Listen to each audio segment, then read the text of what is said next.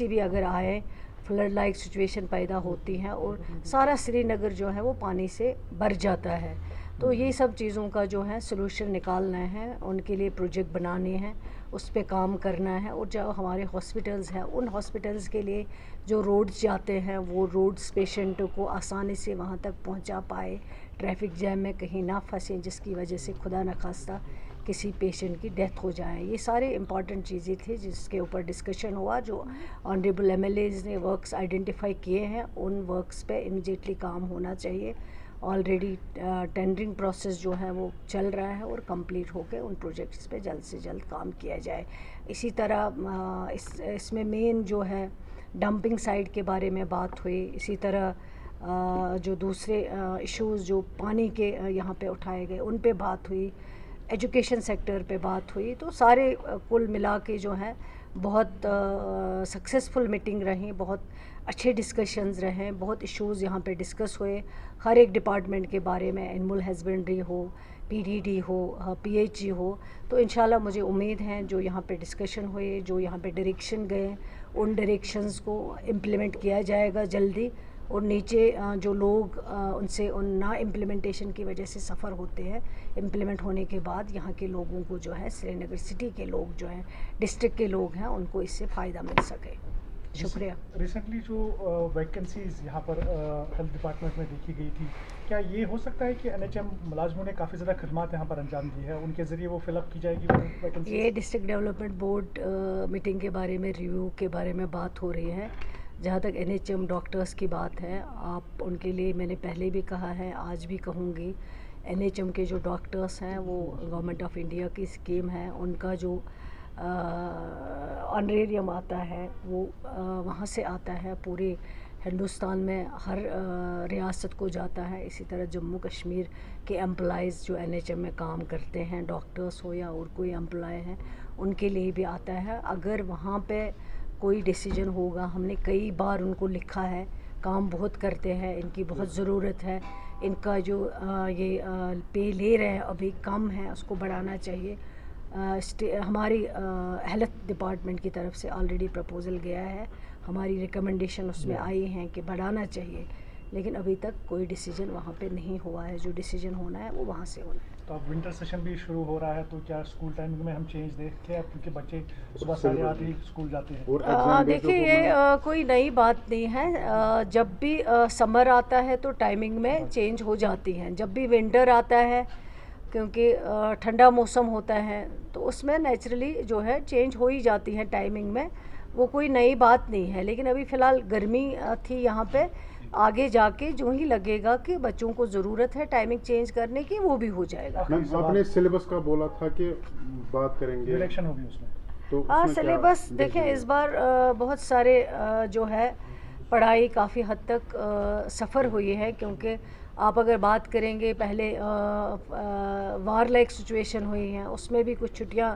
लेनी पड़ी। उसके बाद गर्मी काफ़ी हद तक रही हैं, जिसकी वजह से और छुट्टियां देनी पड़ी। अब फिर उसके बाद फ्लड लाइक सिचुएशन जो हुई है, उसमें भी काफ़ी हद तक फिर स्कूल्स को बंद करना पड़ा। अब जम्मू की बात देखें, वहाँ तो अभी भी कुछ स्कूल्स हैं जिनमें काम चल रहा है, जिनको ठीक किया जा रहा है। इसी तरह कश्मीर में भी कुछ हमारे काफ़ी स्कूल्स हैं जिनमें पानी चला गया था। तो बच्चों को ओवरऑल जो है देखते हैं हम कि सिलेबस में काफ़ी ज़्यादा पढ़ाई में नुकसान हुआ है। अब डिपार्टमेंट इस पर सोच रहे हैं कि क्या करना चाहिए, और जो भी डिपार्टमेंट फ़ैसला करेगा वो बच्चों की पढ़ाई को लेकर किया जाएगा, और बच्चों को किस चीज़ से हम जो है पढ़ाई में मदद कर सकते हैं, और उसमें आम लोगों से भी सजेशंस जो हैं हम ले रहे हैं। और फिर डिपार्टमेंट बैठेगा, उसमें कोई वाया मीडिया निकालेगा कोई ना कोई डिसीजन इंशाल्लाह जो है। 12th एग्जाम जो है वो ऑन टाइम ही होंगे? बिल्कुल, एग्ज़ाम सारे ऑन टाइम पे होंगे, क्योंकि पिछली बार हमने सेशन भी चेंज किया। वो हमारे पास एक बहुत बड़ा चैलेंज था कि टाइम पे होंगे एग्ज़ाम्स, टाइम पे बुक्स आएंगी, लेकिन अल्लाह का शुक्र है कि सारा कुछ टाइम पे हो गया। तो इस बार अब एक ये जो है सिस्टम एक ट्रैक पे आया हुआ है, बन गया है। तो इस बार जो एग्ज़ाम्स होंगे वो इंशाल्लाह सारे, चाहे वो बोर्ड के एग्ज़ाम्स हैं, चाहे वो जो बोर्ड के बगैर एग्ज़ाम्स हैं, वो सारे इंशाल्लाह टाइम पे होंगे। मैम, आखिरी सवाल मैम, परसों सीएम उमर साहब ने कहा कि अगर एनएचए हाईवे को मैनेज नहीं कर पाते तो आप हमारे हवाले कीजिए। वहीं पे उस पर महबूबा मुफ्ती का ये बयान आया कि आप अपनी जिम्मेदारियों से भाग नहीं सकते, उन्होंने उमरुल्लाह कहा था। तो वो क्या करती थी जब यहाँ पे अगर स्पेशल पावर एक्ट की बात करें तो मुफ्ती साहब के होते हुए जब वो होम मिनिस्टर थे वो यहाँ पे लगाया गया। ये जब चीफ मिनिस्टर थी तो यहाँ 400 के करीब लोग जो है जिनकी आंखें चली गई, जो डिसेबल हो गए, तो उस वक्त वो कहती थी कि आर्मी मेरे कंट्रोल में नहीं है, ये दिल्ली के कंट्रोल में है। आज अगर उमर अब्दुल्ला साहब कोई जेन्युइन बात कर रहे हैं कि हाईवेज़ जो हैं वो स्टेट गवर्नमेंट की, यूटी गवर्नमेंट के अंडर नहीं है, उसको तो पीडीपी प्रेसिडेंट को मुखालफत बराए मुखालफत चाहिए। वो हर एक चीज़ के ऊपर क्रिटिसिज्म करती हैं। कोई चीज़ ऐसा बताइए जिसको इसने अप्रिशिएट किया होगा, जो इस सरकार ने इन 1 बरसों में जो अच्छा किया होगा।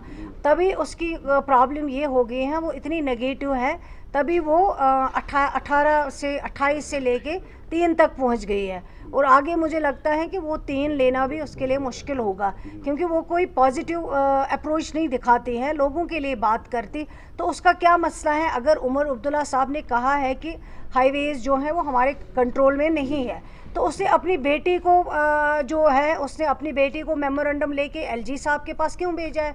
फिर अगर उमर अब्दुल्ला साहब ने गलत कहा था तो उसको मेमोरेंडम जो है उमर अब्दुल्ला साहब को देना चाहिए था कि ये जी आप करो, आपको करना चाहिए। वो उसकी हमेशा पॉलिटिक्स जो हैं वो बहुत गलत रही हैं, बहुत गलत तरीके से लोगों को धोखा देती आई हैं।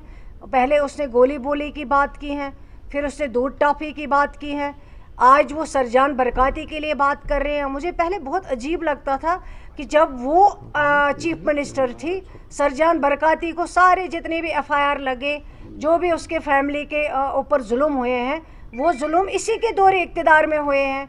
यासीन मलिक साहब को इसी की बहन ने आइडेंटिफाई किया है, हाँ जी ये वो बंदा है जिसने मुझे किडनैप करवाया है।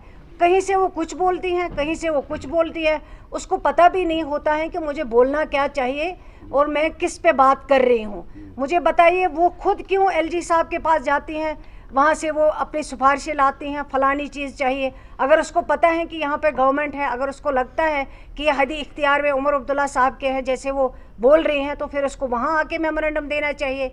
तो ये सारी चीज़ें जो हैं खुद वो इनको खुद कंट्राडिक्ट कर रही हैं अपने चीज़ों को, अपने बयानों को। उमर अब्दुल्ला साहब ने सही बात कही है, हाईवेज़ हमारे अंडर नहीं है। और हमारी जो फ्रूट इंडस्ट्री है, हम सबको दुख है कि फ्रूट इंडस्ट्री हमारी जो बैकबोन है जम्मू कश्मीर की, एक ही चीज़ है आपके पास, वो यहाँ पे हार्टिकल्चर सेक्टर है। और इस हार्टिकल्चर सेक्टर में कई बरसों से इतना नुकसान हुआ है, सिर्फ आज नहीं हो रहा नुकसान, कई बरसों से नुकसान हो रहा है। मैं कई बार उन लोगों से मिली जब हम सरकार में नहीं थे, और आज ये जब सरकार में हमेशा नहीं थी तो कभी नहीं जाके उनकी बात करती थी। आज ये बात करती हैं सिर्फ उमर अब्दुल्ला साहब को क्रिटिसिज्म करने के लिए, हमारी सरकार को क्रिटिसिज्म करने के लिए। मैम आखिर पे एक सवाल, अगर रुहुल्लाह साहब ने परसों शोपियान में प्रेस कॉन्फ्रेंस दी, उसमें उन्होंने कहा कि जिन्होंने लोगों ने जिन पे एतमाद किया, भरोसा किया, शायद वो इलेक्शन के प्रॉमिसेस भूल गए हैं, उनको चाहे वो आप जाग जाए। रुहुल्लाह साहब को भी आपको याद दिलाना चाहिए, उसको भी लोगों ने वोट दिया है, वो भी मेंबर पार्लियामेंट है, पार्टी की टिकट पे लड़ा हुआ है। अगर वो किसी और को कहता है कि आप बात नहीं कर पाए, तो उसको खुद क्या कर रहा हो, उसको खुद बात करनी चाहिए एज मेंबर पार्लियामेंट। अगर उसको पार्टी ने कहीं पे भेजा है, उसको वहाँ जाके बात करनी चाहिए। शुक्रिया। मैम एक और सवाल